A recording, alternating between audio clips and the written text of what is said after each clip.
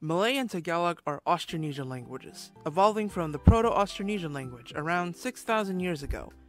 Whereas Malay belongs to the Malayic sub-branch of the Austronesian family, Tagalog belongs to the Philippine sub-branch of the Austronesian family. As such, they share some features grammatically and have a lot of vocabulary similarity. I should point out though that there are some loanwords in Tagalog.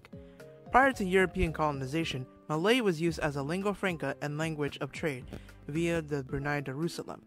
A few examples. In Tagalog, there's the word for soldier. Kawal.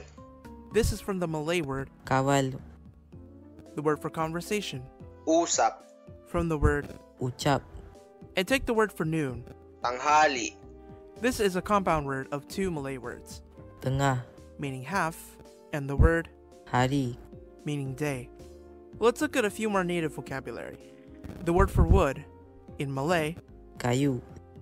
in Tagalog. Kahoy. The word for tongue, Lidah. Dila. the verb meaning to eat. Makan. Kain. In Tagalog, this here is the base form, often called the root form. The word meaning letter, Surat. Sulat. and the word for island. Pulau. Pulo. The shared vocabulary between both languages is relatively low, despite both languages being a part of the same language family. But like languages in the same language family, some words undergo semantic shift. That means that words change their meaning or definition over time. In Malay, there's the word. Tubir. This means an escarpment, cliff, or steep riverbank. Tagalog has a form, Tubig. which means water. Both of them come from Proto-Austronesian tubig, meaning cliff. These three words in Malay share the same origin, Tujuh. meaning to aim, Tunjuk.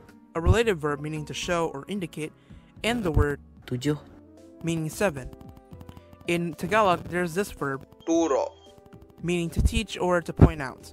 This comes from Proto-Austronesian tuzuk, meaning to point. In Malay, we have the word, Tasik. which means a lake, but in Tagalog, Tasik. means salty water or a brine. These come from Proto-Austronesian tasik, meaning sea or salt water. Next, let's look at word order. Take the sentence meaning we eat when we want. In Malay, Kami makan bila kami hendak. in Tagalog, Kumakain kami kapag gusto namin. notice the word order in both sentences. In Malay, it's SVO, like in English, but in Tagalog, it's VSO, or sometimes PS. In many cases, the verb, or an active verb, is replaced by a stative verb or an adjective. You might see a word that both languages share, Kami. Kami. but there's also this word in Tagalog. Namin. Many personal pronouns are the same in both languages. Some of them share similar forms to each other, and some of them are quite different from each other. In Malay, if the subject of the second verb is the same as the first verb, you can drop the second pronoun. Kami makan bila hendak. Because verbs have no personal inflection, and also tense inflection for that matter, subject pronouns cannot be dropped in most cases. The verb meaning want in both languages is also different. In Malay, we have Hendak. or Boleh. alongside other verbs. But in Tagalog, we have this word, Gusto. which is a loan from Spanish. This word is a little unique though. If we use this with a possessive, with Nang. this means want. For example, Gusto niya ng isda. this sentence means he wants fish. If we use the possessive with the word Ang. it means like. Gusto ko ang isda. This means I like fish, or I like the fish. There are no definite articles, so it depends on the context in Tagalog. If we use it with another verb, this means want to. For example, Gusto nila kumain ang isda. this sentence means they want to eat the fish. Alignment and focus. Let's take a look at this sentence. I bought the diamond for her. In Malay, there's. Aku membelikan dia berlian. In Tagalog, we have. Bumili ako ng diamante sa kanya. How alignment and focus works is a little confusing. Basically, in Philippine and Formosan languages, verbs are conjugated based off of which part of the sentence is the focus, or the emphasis.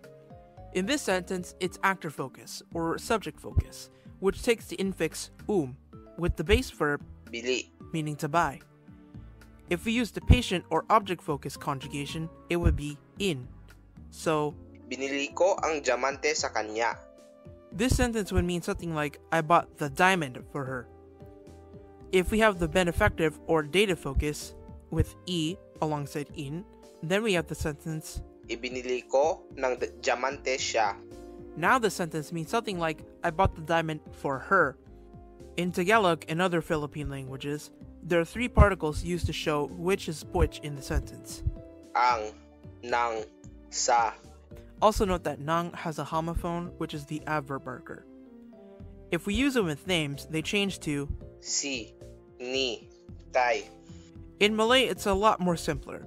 Mum is the subject-focused prefix, and di is the object or passive-focused prefix, though this is only in the third person singular. Both languages have agglutinative morphology, where a root word has adfixes that change the meaning of the base word.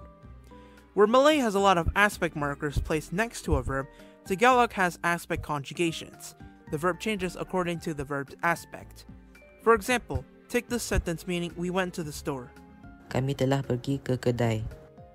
Pumunta kami sa bilihan. Here we can see two different ways of showing the perfective, meaning that the action is complete. In Malay, there's Telah. while in Tagalog, we have If we want to use the progressive form, we use Sedang. while in Tagalog, you repeat the first syllable and put in that first syllable. Kami sedang pergi ke kedai. Pumupunta kami sa bilihan. This sentence means we're going to the store. If we use the prospective conjugation, in other words, the future, we have Akan. in Malay. And you just repeat the first syllable in Tagalog. Kami akan pergi ke kedai. Pupunta kami sa bilihan. But with context, Malay's aspect markers can be dropped. Kami pergi ke kedai. Also notice the suffix, han or an, which is a locative suffix, attached to the verb Bili. meaning to buy, which we saw earlier. Also, I should point out that in Malay, an infix m or a cognated Tagalog is fossilized in many words. That means that the infix no longer holds any meaning and it's just part of the word. For example, the word meaning to shiver is. Gementar. Let's take a look at a few more sentences. This sentence means I don't sleep with blankets. In Malay, Aku tidak tidur dengan selimut. word for word it's I not sleep with blanket.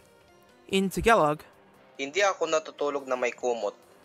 word for word it's not I sleep, connective, there is or there are, blanket. First, let's look at the verb.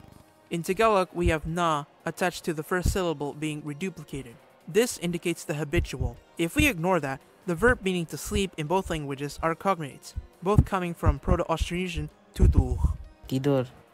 Tulog. Alongside the connector, Na.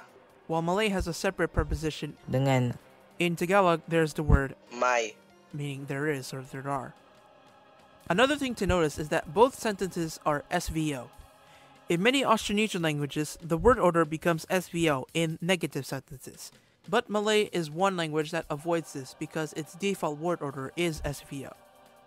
I should point out that there are many ways of expressing these sentences. In Malay, we can also say this. Aku tidur tanpa selimut. Literally, I sleep without blanket. And there's also this way. Aku tidur tidak pakai selimut. I sleep, not use blanket. Tagalog also has something similar. We can also express it with this. Hindi ako nagkukumot kapag natutulog. Nag, with the first syllable reduplicated, is another form used for a habitual action, regularly doing a verb over a period of time, and can be attached to a noun with the meaning of using a noun. And one more sentence. This sentence means they have 5 chickens. In Malay, Mereka mempunyai 5 ekor ayam. in Tagalog, May 5 manok nila. we could see something a little more interesting in these sentences. First off, while Malay has a standard word verb meaning to have, in Tagalog, there's just the word there is or there are. May. Also notice this word, meaning tail. Ekor. This is a numeral classifier. Numeral classifiers are words that denote a different type of noun class. In this case, tail is used for animals. I should also point out the cognates for the number 5 in these sentences. 5. 5. Both Malay and Tagalog have 2 sets of numbers. First, there's an Indo-European set. In Malay, it comes from Sanskrit, but these forms are no longer used and only found in compounds, whereas in Tagalog, its forms come from Spanish. And of course, there's a native Austronesian set. Some numbers in Old Malay have cognates in other Austronesian languages, but were replaced due to their homophones having negative connotations alongside being associated with taboos. I should also point out in Malay, another form, asa or esa, which is cognate to the Tagalog word for the number 1. This form is used in variations of the phrase Tuhan Yang Maha Esa, the all-singular God. Malay and Tagalog are sister languages, yes, but they're more different than they are similar to each other, partly because of the direction that their speakers have undergone. While Malay has undergone lots of contact due to the influence of many Chinese workers and their languages influencing Malay, Tagalog and the other Philippine languages have remained relatively the same as other Austronesian languages, like Palawan and the Formosan languages. Grammatically speaking, they are vastly different. But vocabulary-wise, there are also some similarities that you might be able to pick up. But of course, in most cases, most speakers will only pick out 1 or 2 words if they hear the other language.